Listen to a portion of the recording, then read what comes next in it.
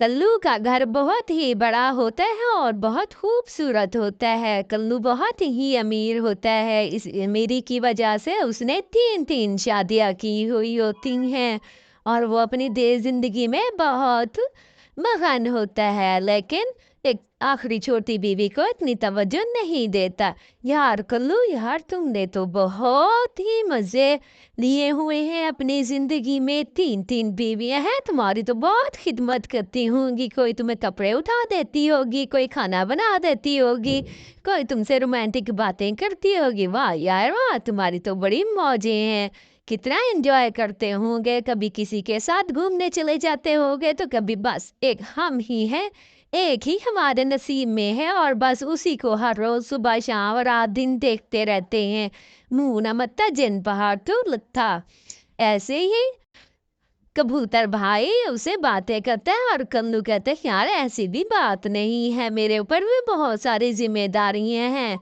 ऐसे ही अगले दिन कल्लू अपनी बीवी कालो के लिए केक ले आता है। उसकी ये खानदानी बीवी होती है और वो बहुत रोब डालती है, इतने देर से क्यों केक लाए हो, और मैंने तुम्हें स्ट्रॉबेरी केक कहा था, ये चॉकलेट केक क्यों लाए हो, एंदा मेरे लिए ऐसा केक नहीं लाना। जो मैं कहूँ ना उसी बात को फोकस किया करो, मुझे तंग ना किया करो। ऐसे ही कल्लू दूसरी बीवी के पास जाता है, राना और राना सुनती है मुझे खाना दो, बहुत भूख लग रही है। ऐसे ही वो अपनी बीवी को बुलाता है और उसकी बीवी रानू आ जाती है। जी ये ले आपके लिए मैंने कप केक बनाए हैं और मज़े से खाएं। कितने दिनों के बाद आप आए हैं मेरे पास, चलें घूमने चलते हैं।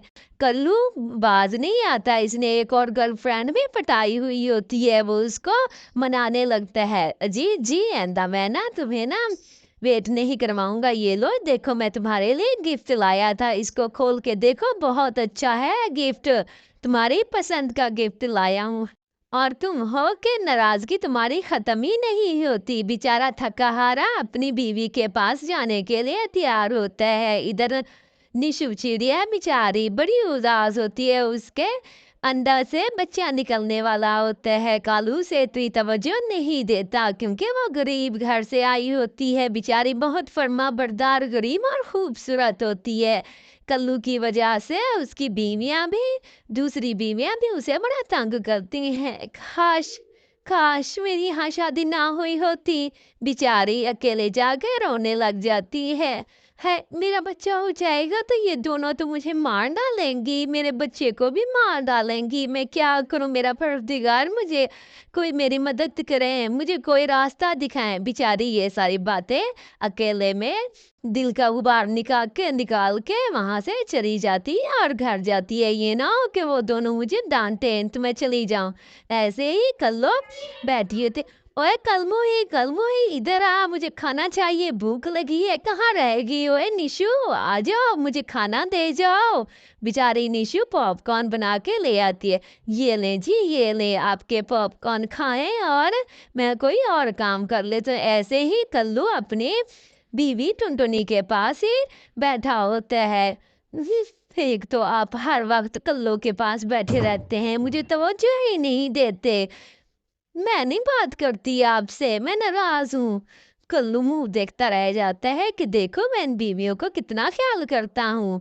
इधर कल्लू निशु बीबी काम कर रही थी और कल्लू देखता है। बेचारी बड़ी गर्मी में काम करती है और उदास होती है। बेचारी दूध ले जाती है और कल्लू को देती है, फिर भी वो बड़ी खुश होती है कि कोई नहीं, मेरा कल्लू है, मेरा बच्चा भी होने वाला है, तो मैं अपनी जिंदगी में मस्त रहूंगी। ऐसे ही अगले दिन कल्लू अपने काम की तरफ चला जाता है। जब घर आता है तो अपनी बीवियों को कहते हैं, अजी सुनती हो मेरा काम ठप हो गया है, मेरा बिजनेस खत्म हो गया है, मुझे बहुत लॉस हुआ है, इस वजह से मैं अब कारोबार नहीं कर सकता, मैं मेहनत मजदूरी करूंगा और तुम लोगों का पेट पालूंगा। ठीक है अब इतने खर्चे ना किया करो और इस घर से भी हम चले जाते हैं। कल्लो और टोनी दोनों बैठ के बातें करते, क्यों ना हम ये सारा सामान जेवर वगैरह लेके चली जाए। कल्लू तो अब गरीब हो गया, अब खिलाने को पैसे भी नहीं है, एसी रूम भी नहीं होंगे, कुछ भी नहीं होंगे, चलो चलते हैं, हमारा तो कुछ भला हो जाए। हाँ बहन, हाँ हाँ ऐसे करते हैं, हम कल्लू को छोड़ के चली चलती हैं, कहीं और ठिकाना बना लेंगे। बेचारा कल्लू अगले दिन लकड़ियां काटता है और अपनी बीवियों के लिए पैसे इकट्ठे करता है ताकि उनको खाना है। कितना मुश्किल काम है, कितना मुश्किल। वाह, मैं ऐसे ही मजदूरों को डांटता रहता था, आज मुझ पे पड़ी है तो पता चला है कि कितना मुश्किल काम है। बेचारा कल्लू अपनी बीवी के पास जाता है, निशु चिड़िया के पास। निशु, वो दूसरी कहाँ गई? वो तो जी आपको छोड़ के चली गई है, घर का सारा सोना सोना भी लेके चली गई है, मैं भी इधर छोटे से कमरे में अपनी अम्मी के घर आ गई हूँ, तो आप भी इधर ही रहा करेगा। कल्लू कहता है, हाय निशु, तुम कितनी अच्छी हो, मैं बिला वजह तुम्हें तवज्जो नहीं देता था, तुम्हारा ख्याल नहीं करता था, मुझे माफ कर दो। ऐसे ही कल्लू 2 दिन थैले लगा लेता है, कुमकुमों का भी थैला लगा लेते हैं और गाहकों को बुलाता है, उनको खिलाता है। सारे जंगल के परिंदे उससे कुमकुम में खरीदते हैं। बेचारा कल्लू बड़ी मेहनत करता है, आए दिन कभी समोसे का ठेला लगाता है, कभी कुमकुमे का, कभी सब्जियों का। ऐसे ही दिन दुगनी रात चुगनी वो मेहनत करता रहता है ताकि उसका कुछ ना कुछ बन जाए और वो अरूज हासिल करे। उसे अपनी गलती का एहसास हो जाता है कि मैंने निशु चिड़िया का दिल दुखाया है, उसे तवज्जो ना दे के बहुत गलती की है। जो मेरी अच्छी बीवी थी मैंने उसे तवज्जो नहीं दी और जो खुद गर्ज बीवियां थी उनके पीछे लगा रहा है। मेरा परदिगार मुझे माफ कर दे। ऐसे ही बेचारा कल्लू माफी मांगता है और अल्लाह ताला उसे बहुत नवाजता है और अपनी निशु को भी अच्छे घर में ले आता है।